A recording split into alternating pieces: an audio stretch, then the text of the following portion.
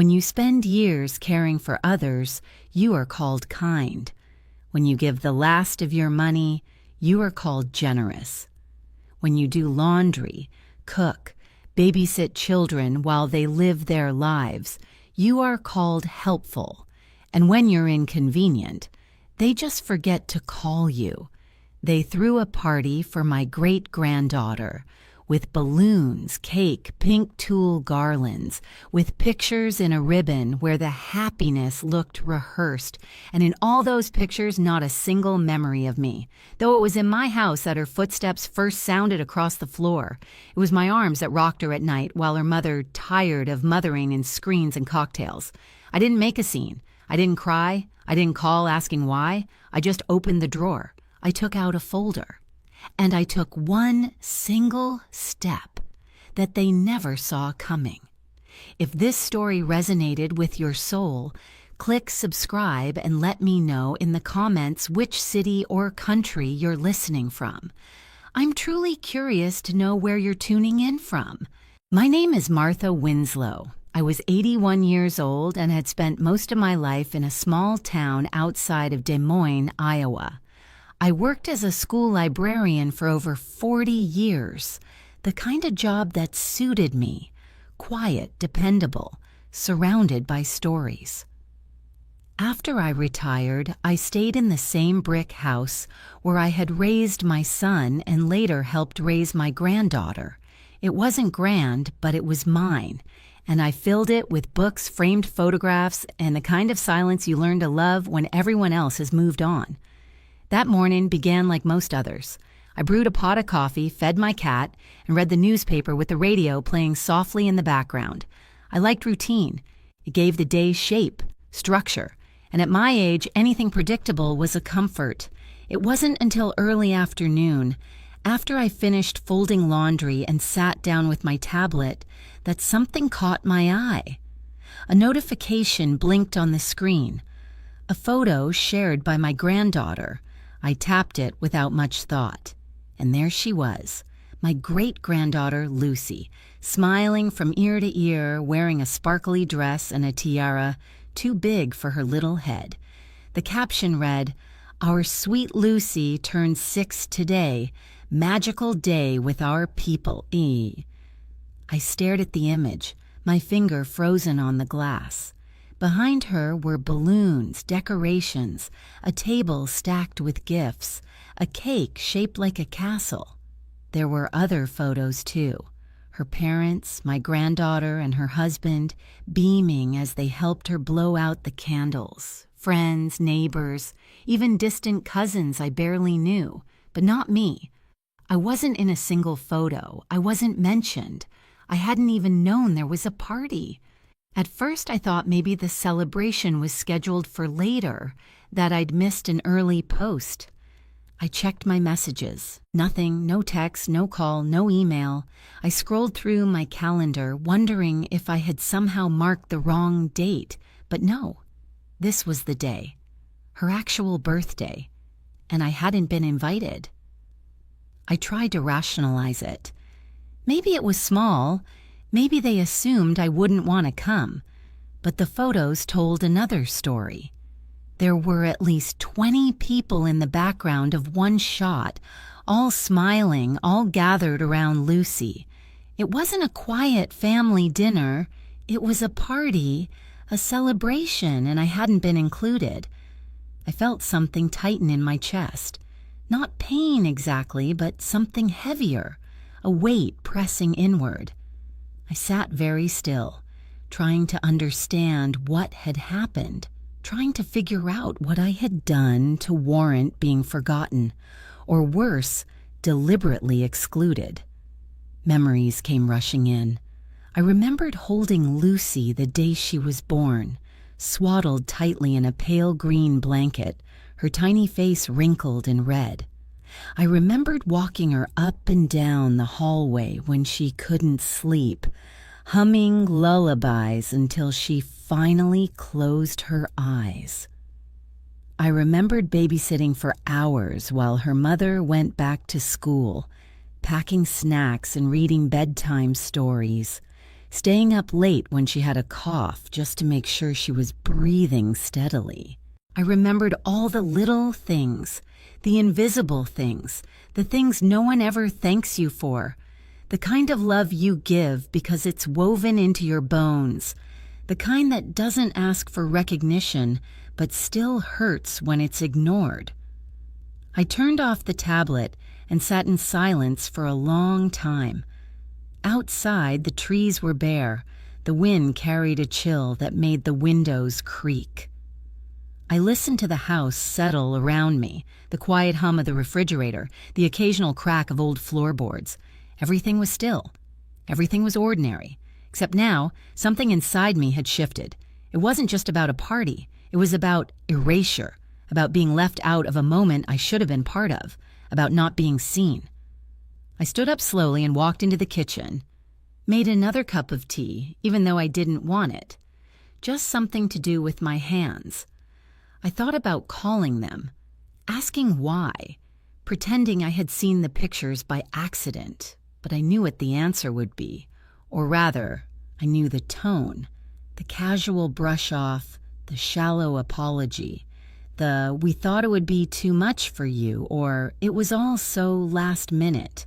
Words designed to soothe, not explain. I didn't want to be soothed. I wanted the truth, and I suspected I already had it. There comes a moment late in life when you realize the space you occupy in people's lives isn't always the one you think. You assume love means inclusion. You assume history means respect. But sometimes people write you out of the story while you're still sitting in the room.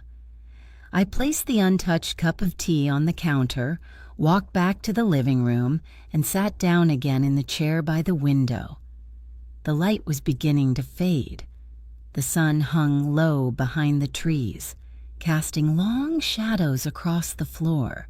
I watched the golden beams stretch across the rug, slow and certain, indifferent to anything happening in my heart. I had given them everything I had, and they had given me silence. Not even the courtesy of forgetting, but the cruelty of remembering and choosing not to care. The next day, I tried to behave as if everything was normal. I brewed strong black tea, added lemon and honey, opened my old planner as if I had things to do, as if something waited for me outside my home. But it was all a hollow performance, staged by me for an audience of none. The truth was, I didn't want anything. Not to read, not to cook, not to listen to the news. I moved only because standing still would have meant admitting just how deeply I had been hurt. I spent a long time sitting by the window, watching the neighbor's dog chase red leaves through the yard. Autumn had fully arrived, and each gust of wind pulled down handfuls of gold and copper from the trees. I remembered how, years ago, Lucy and I had collected maple leaves together, pressed them into old school notebooks, and made a scrapbook. She called me Grandma Marty then, and she ran barefoot through my backyard like a forest fairy. I would stroke her hair as she fell asleep on my chest and think that maybe the whole point of aging was to become someone's quiet anchor. Now all that remained of those evenings were memories and a small handprint on my window that I couldn't bring myself to wash away. I thought about my granddaughter-in-law. A sharp woman with a bright voice and sharper eyes. There had never been warmth between us. She always looked at me with a smirk, as if searching each of my words for hidden criticism.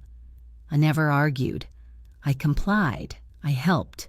I bit my tongue when she demanded I babysit 3 times a week because she didn't have time for a nanny. I did everything they asked, and more. And now, apparently, I wasn't important enough to be invited to the birthday party of the little girl I had sacrificed so much for. Maybe I had become inconvenient, old, too quiet for their vibrant world filled with parties, posts, Instagram stories, and curated photo shoots. I didn't fit into their new circle. I wasn't a trendy grandma, didn't know how to make videos, didn't show up in filtered stories. I was just available when needed. Until it was no longer convenient. They called when they needed help. But when it was time for joy, the joy wasn't for me. I imagined their laughter, the applause, the candles being blown out. I imagined someone asking where I was and how my granddaughter-in-law might have replied casually, "Oh, she couldn't make it," or "We thought it'd be too crowded." Probably with a smile, the kind of tone that eliminates any trace of guilt before it's even formed. Because guilt, after all, requires a sense of wrongdoing, and they felt none. They were certain they'd done the right thing. And so there I sat, alone, surrounded by the silence of a house that had once echoed with my son's first cries, my granddaughter's first steps, Lucy's first giggle. This house, every corner of which was steeped in the history of our family, now felt like it belonged to someone else.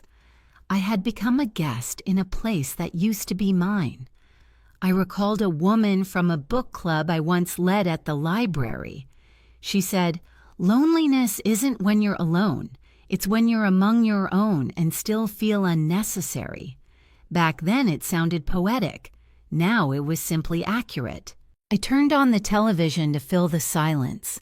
An old sitcom was playing, and the canned laughter crackled through the speakers. Mechanical, identical, unnerving. It grated on my nerves like someone laughing in the next room at a joke I didn't understand. I muted it, but the screen kept flashing, playing scenes from someone else's life. Joyful, carefree, just like those pictures. They laughed, and I sat outside their world, separated by invisible glass from the people I loved, and in that quiet, beyond that barrier, I had only one thing left to understand. Why everything I had done was no longer enough. The answer didn't come, only exhaustion, heavy, thick. I stood and slowly made my way to the bedroom to change into my robe. On the way, I stopped by an old dresser, opened the bottom drawer, and pulled out a dusty folder. Inside were papers I hadn't touched in years. I wasn't looking for revenge. I was looking for truth. And I found it among those gray lines and faded ink. They had forgotten me, but I remembered everything. And now that memory had a price. The next morning was unusually quiet, even for my house. I woke early, long before the sun rose over the empty trees, and sat at the edge of my bed for a long time without moving. I wasn't tired, but I wasn't rested either. My body felt heavy, as though every part of me had been weighed down with memories I hadn't asked to carry. I pulled my robe around my shoulders and shuffled down the hallway, slippers brushing softly against the hardwood floor. In the kitchen, I filled the kettle and turned the stove on low. The quiet hiss of the flame was the only sound. I didn't turn on the radio that day. I didn't want to hear other people's voices filling my home with noise I couldn't relate to. The kettle boiled, and I poured the water into my favorite mug, the one with the chipped handle and faded roses. I dropped in a tea bag and sat down at the table to wait, watching as the water darkened slowly. A small swirl of color in the middle of the cup. I didn't drink it right away. I let it sit. Instead, I opened the old drawer by the fridge and pulled out a bundle of documents. They'd been tucked away years ago, mostly untouched, folded and refolded until the corners had softened. I laid them out carefully on the table. Deeds, loan agreements, a trust form I barely remembered signing, the notary's stamp still visible, the ink smudged by time. I ran my hand over the pages, the paper cool beneath my fingertips. I had always kept good records. I was never the kind of person who ignored the fine print. When my husband passed, I had taken over everything. Bills, bank statements, medical forms. Even after my son grew up, Even after my granddaughter moved in with her new husband, I kept the habit. I filed things. I labeled. I documented. I never liked relying on memory alone. Memories shift, but paper doesn't lie. The tea had gone cold by the time I reached for it. I took a sip anyway. The bitterness caught me off guard. I set the cup back down and turned my attention back to the forms. There was a copy of the agreement I had signed years ago when they needed help with the down payment on their home. My granddaughter had been pregnant at the time, and they were struggling. They came to me one evening with hopeful eyes and tired voices, asking for help. They promised it was temporary. They promised I'd never regret it. I had believed them. I had wanted to believe them. So I offered my savings as collateral, not all of it, but enough to tilt the balance with the bank. I remember the conversation with the loan officer. I remember the warning. It makes you a co-signer, ma'am. If anything goes wrong, you're legally tied to the debt. I nodded, signed, and tucked the copy away in my file. I never mentioned it again. I didn't want them to feel indebted to me. That wasn't the point. But now, sitting there with that paper in front of me, I saw it differently. Back then, I thought I was helping them build a future. But it wasn't a future I was ever meant to be part of. Once they had the house, the furniture, the backyard for Lucy to play in, I became less necessary, less visible. I wasn't the foundation anymore. I was the scaffolding, meant to be removed once the structure stood on its own.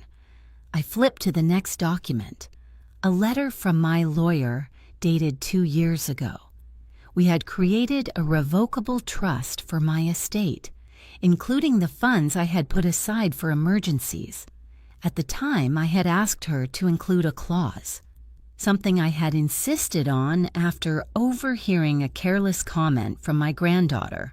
I wanted protection, not from strangers, but from the people I had loved the most. It had seemed paranoid then. Now it felt prophetic. I traced the line in the document with my finger. The wording was precise.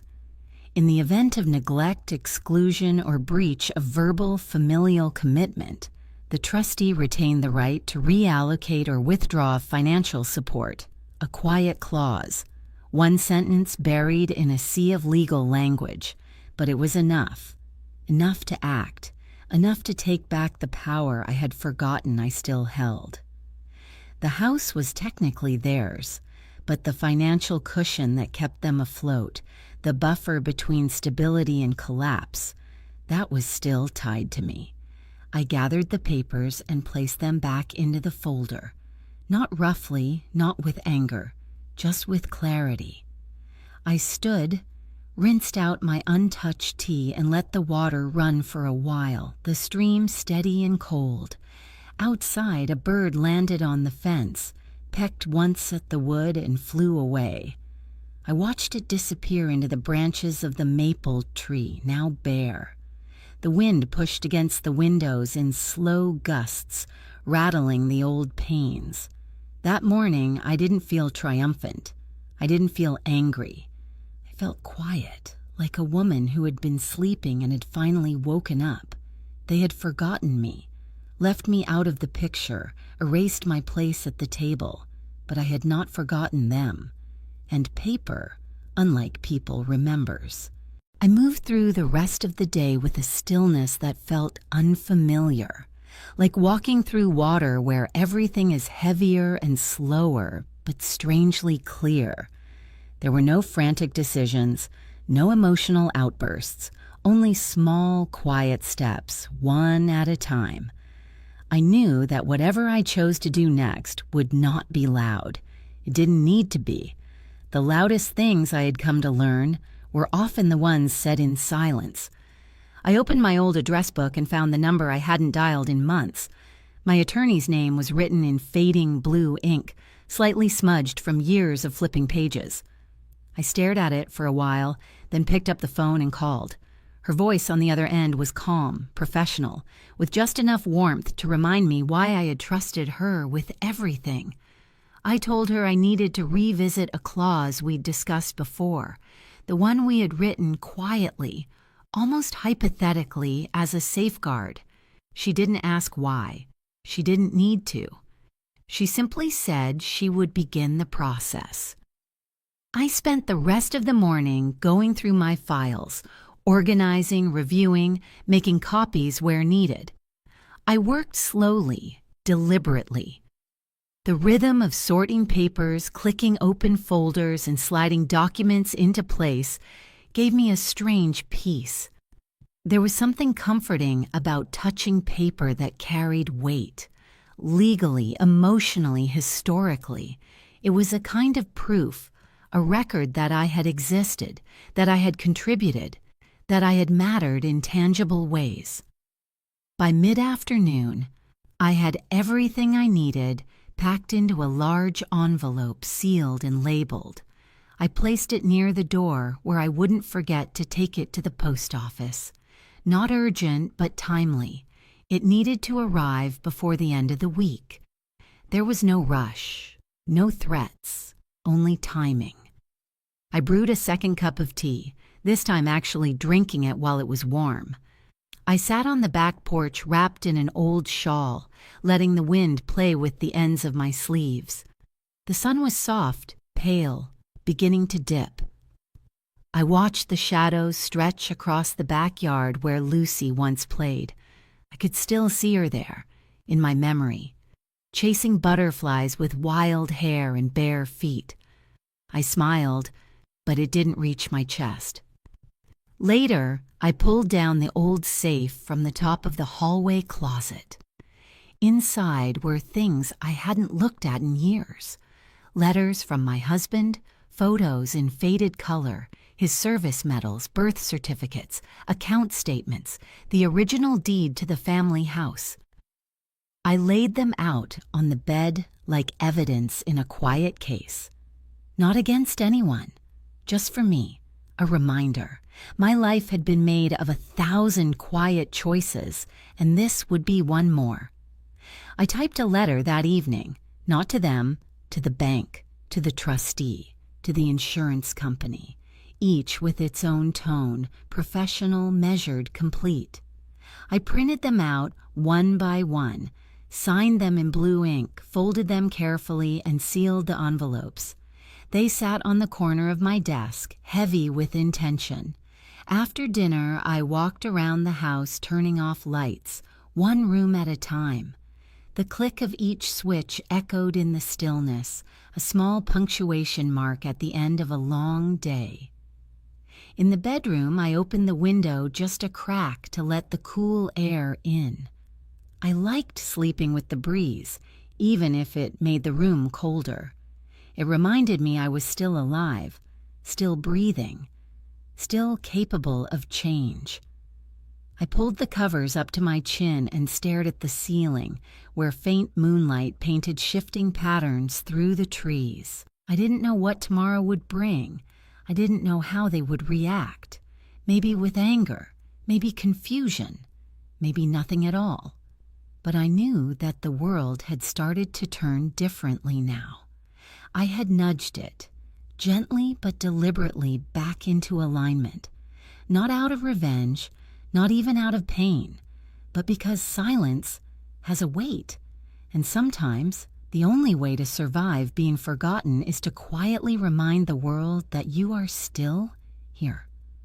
I didn't sleep easily, but I slept knowing that I had moved, not loudly, not forcefully, but with purpose. The morning arrived with a sharpness in the air that cut through the windows before I had even drawn the curtains. I woke early, again, long before the sun touched the treetops outside my bedroom window. There was a different rhythm to the house that day, still quiet, but no longer heavy. I moved slower, not because of fatigue, but because I wanted to be deliberate with every step. I was no longer floating through days waiting to be remembered. I had done something, even if no one knew it yet. I sat at the kitchen table with a fresh cup of tea and stared at the steam curling upward like a ribbon. On the other side of the window, the trees were bare, their branches thin and exposed. The last leaves had fallen overnight, littering the lawn with a blanket of amber and brown. It was the kind of view that used to make me nostalgic, but now it made me feel something else. Readiness. I thought about all the years I had given, all the small sacrifices that were never noticed. Late nights spent folding laundry that wasn't mine. Grocery bags carried up flights of stairs so someone else wouldn't have to. Birthday cards bought and signed on behalf of others, just so no one would feel forgotten. I had been the quiet hand behind so many gestures of love that were claimed by other people. And I had never asked for credit. I didn't want a stage. I just wanted to be seen. I thought about Lucy again, how she used to hold my finger with her whole hand when she was small, how she used to fall asleep in the crook of my arm like it was the safest place in the world.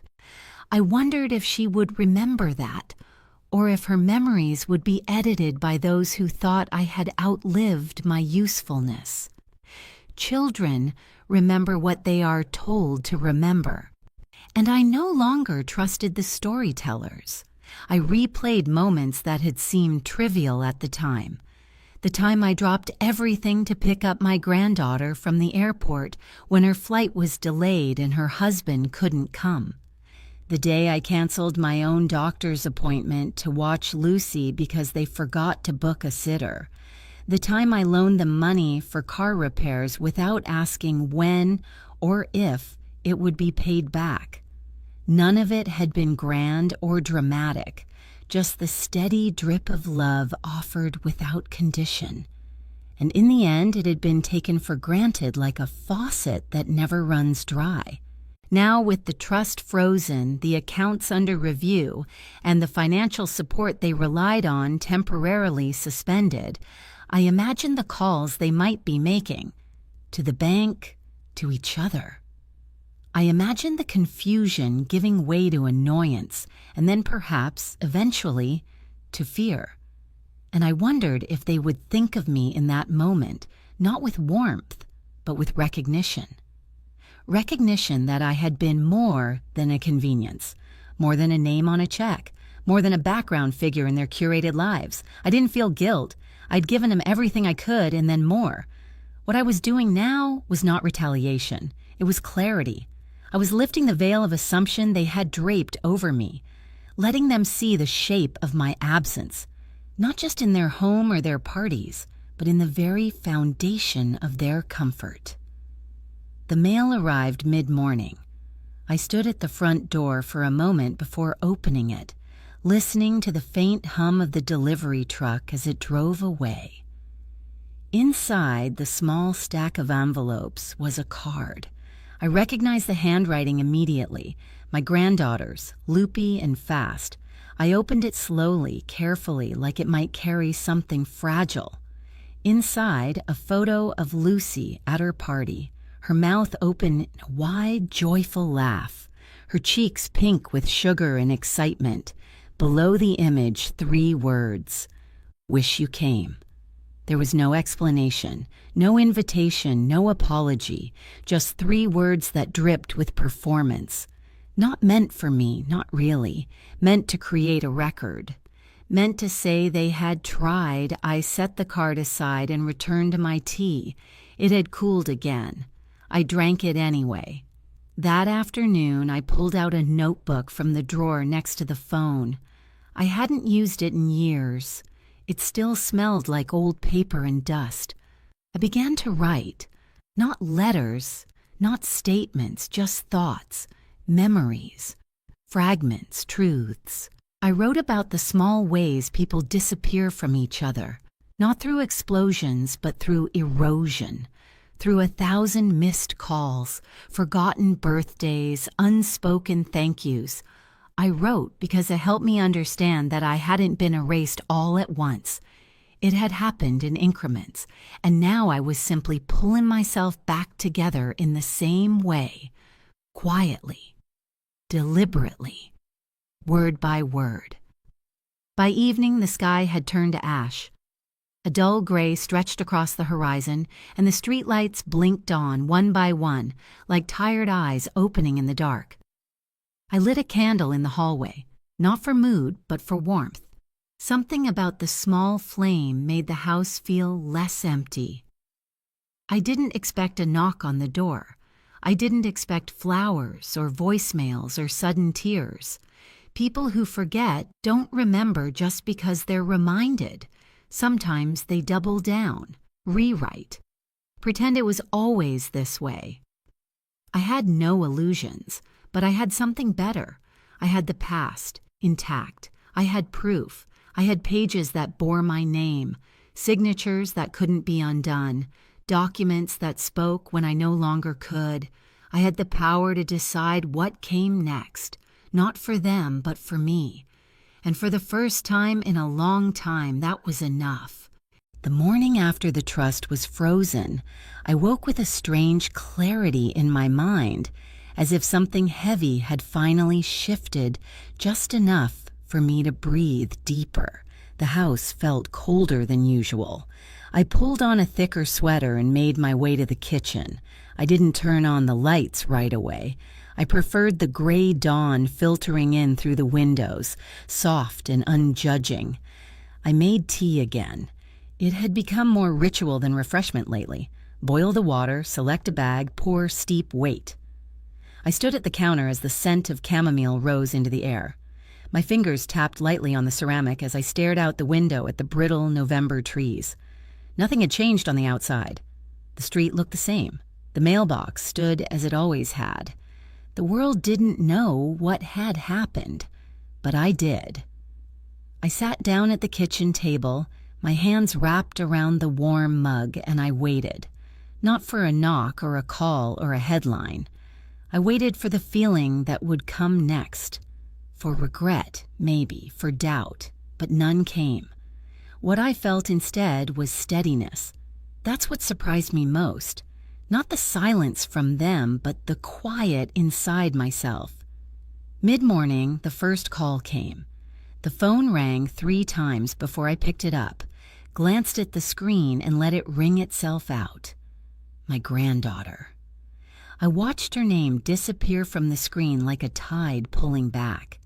Minutes later, another call. Her husband. I let it pass too. I wasn't being cruel. I wasn't punishing. I just wasn't ready to entertain a scramble of excuses and confusion. Whatever conversations came next, they needed to begin somewhere other than desperation. I turned off the ringer. The rest of the day unfolded in slow motion.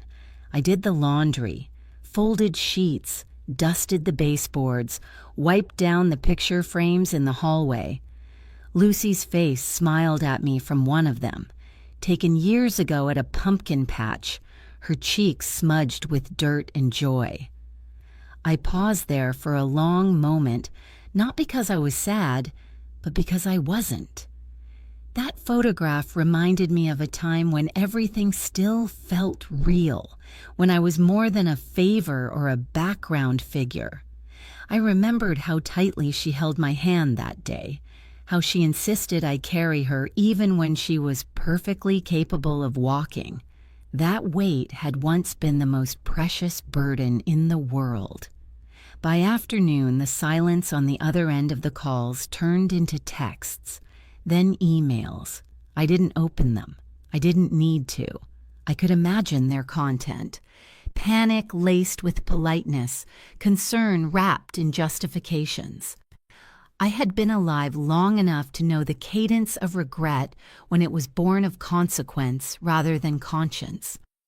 Around 4, I saw their car pull up outside. They didn't get out, just sat there in the driveway for several minutes.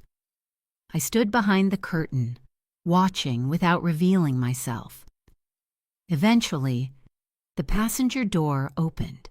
My granddaughter stepped out holding a small box. She approached the porch, paused, and set it carefully by the front door. She didn't knock. She didn't look around. She returned to the car and they drove away. I waited a while before opening the door. The box was wrapped in brown paper and tied with string. There was a card taped to the top. I didn't open it immediately. I brought it inside, placed it on the kitchen table, and made another cup of tea.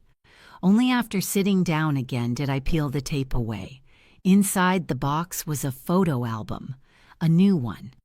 On the first page was a printed picture from Lucy's birthday party, one of the ones I had seen online, except this one had been edited, cropped, carefully reframed. In the new version, the angle was wider and I was in the background, blurred, unintentional but visible, a ghost in the frame. I closed the album. The gesture didn't anger me. It didn't warm me either. It felt like a placeholder. A pause before a real sentence. They were trying in their way, but I wasn't ready to decide what that meant yet. I spent the rest of the evening in the living room, curled up under the same knit blanket I had owned since before my granddaughter was born.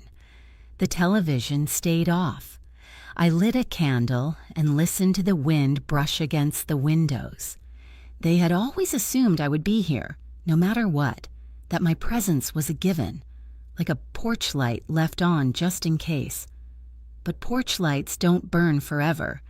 They dim, they flicker, and sometimes they are turned off intentionally. That night, I slept without dreams, just a stillness that came from somewhere deep, like a stone settling into place. Something had changed. Not in them, in me. I wasn't waiting anymore. It started with a listing.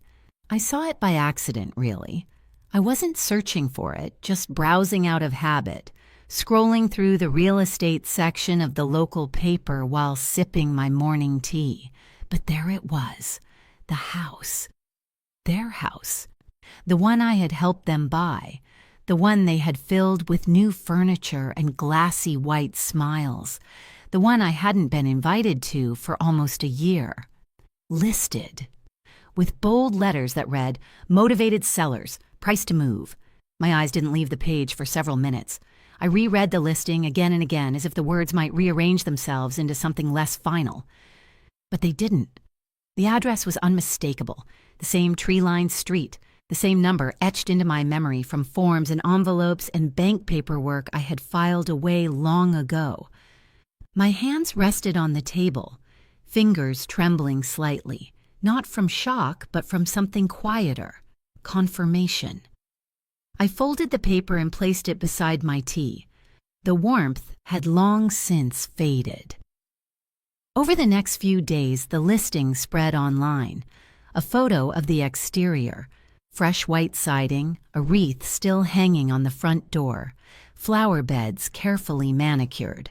On the surface, it looked like a happy home, but I knew better. It was a house built on convenience, on assumptions, on the fragile scaffolding of silent expectations. It was a house paid for in part by a woman they no longer saw as necessary. And now it was for sale. Rumors travel fast in small towns. By the end of the week, a neighbor mentioned it in passing while we stood outside pulling weeds. She didn't know the details, just said it was strange, sudden. No for sale sign had gone up in the yard yet, which made the whole thing seem rushed. She asked if I had heard anything. I shook my head and changed the subject. I didn't need to hear the details. I knew what had happened.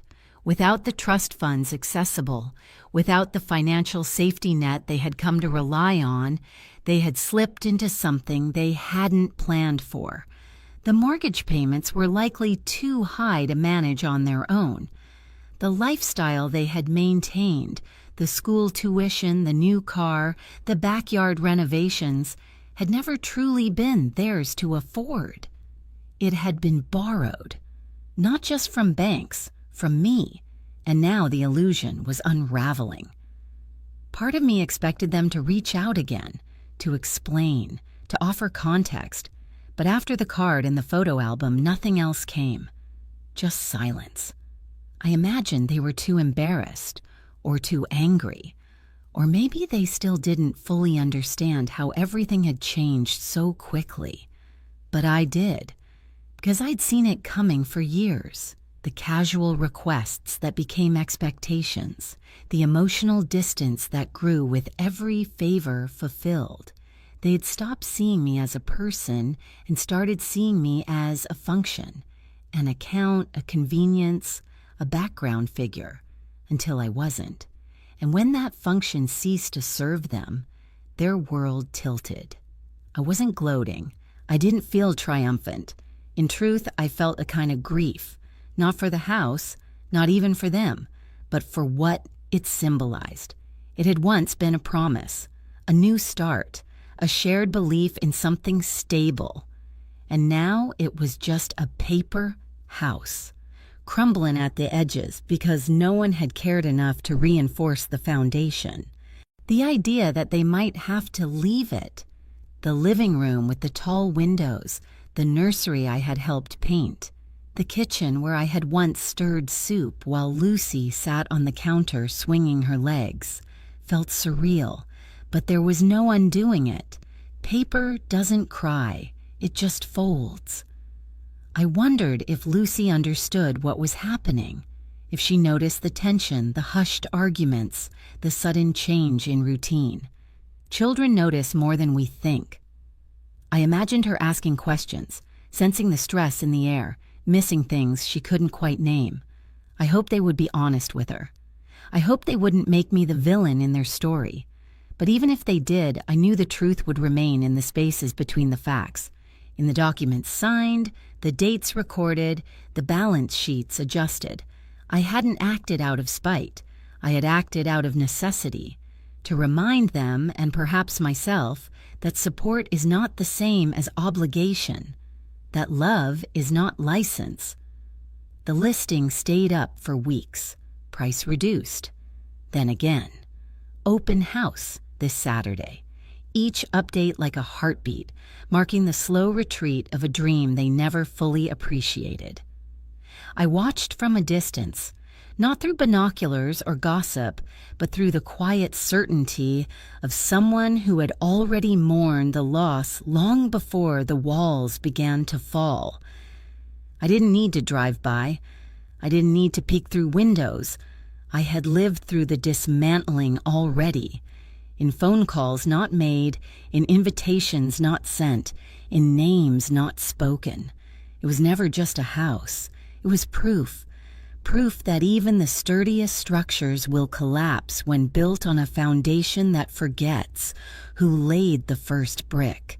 The house was quiet the way only old houses can be, filled with the gentle hum of settled dust and ticking clocks, the occasional creak of the floorboards like a whispered memory. I had begun to enjoy the silence again, not as a void, but as a presence. It surrounded me gently, like a shawl pulled tight around my shoulders. The noise of their lives, of need, of expectation, of casual dismissal, had faded into something distant, and I didn't miss it. My mornings became rituals of choice. I woke when I pleased, sometimes early, sometimes after the sun had already brightened the hallway. I opened the curtains slowly, letting the light fall in slanted lines across the hardwood. I brewed tea, not because someone needed it, but because I wanted it. I sat in my robe longer, let the warmth of the cup stay in my hands, and watched the world from my kitchen window, no longer waiting for anyone to knock or call or remember. The garden needed tending. The weeds had begun to push their way up through the soil again, as they always did this time of year. I pulled on gloves and dug my hands into the dirt, the smell of earth grounding me in the moment. I planted bulbs I had been putting off for seasons, not for someone else to admire, but simply to see what would bloom. The act of care, without audience, without transaction, felt sacred. Inside the house, I moved room by room, clearing out things that no longer felt like mine. boxes of hand-me-downs, stacks of cards with names that had grown hollow. I wasn't angry. I was ready. Each drawer emptied felt like an exhale. I donated what could be used, recycled what couldn't, and burned a few letters in the old fireplace just to feel their weight lift into the smoke. I started writing again, not in the strained, hopeful way I once had, letters begging for reconnection, emails left unanswered, but in my own voice. Short stories, fragments of memory. I filled pages with thoughts I hadn't shared with anyone in years. Some joyful, some sad, some uncertain, but they were mine. I wrote in the evenings when the light turned soft and golden, and the house seemed to breathe with me. One afternoon I walked to the lake. It wasn't far, just past the school where I used to volunteer. The path was quieter now, lined with bare trees and benches worn smooth by time.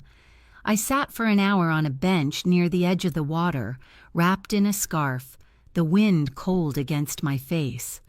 Ducks floated by, unbothered by anything. A father jogged past with his child in a stroller, music playing softly from his phone. Life moved on, and I let it. At the store, someone asked me how I was.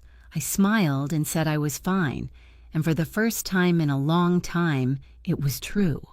I didn't launch into updates about the family or try to disguise the fracture with practiced lines. I let the conversation stay light, simple. I was learning that not every silence needed to be filled, that not every absence required explanation. They hadn't called in weeks. I didn't expect them to. The initial wave of shock had passed, and I imagined they were busy rebuilding whatever version of life they could piece together without me. I didn't know where they were living now. I didn't ask. If they wanted me to know, they would tell me, and if they didn't, I would be fine not knowing. I wasn't bitter. I was done. There's a kind of peace that comes when you stop holding space for people who treat your presence like a placeholder. I had spent years folding myself into the margins of their lives, always careful not to take up too much room. Now I was unfolding, quietly but fully, into the center of my own story. I found a new book at the library, a novel I'd been meaning to read for years but never made time for. I checked it out along with 2 others. I sat in the reading nook by the window, a blanket over my knees, and let myself disappear into someone else's words. The sun shifted across the pages. Hours passed without urgency. That night, I lit a single candle on the dining table, made a simple dinner for one, and poured myself a glass of wine. I didn't feel lonely. I felt whole. The quiet was mine now. Not a sentence to endure, but a punctuation mark I had earned. I toasted to no one and to everything, to the life I had built, to the boundaries I had claimed, to the time that was finally mine.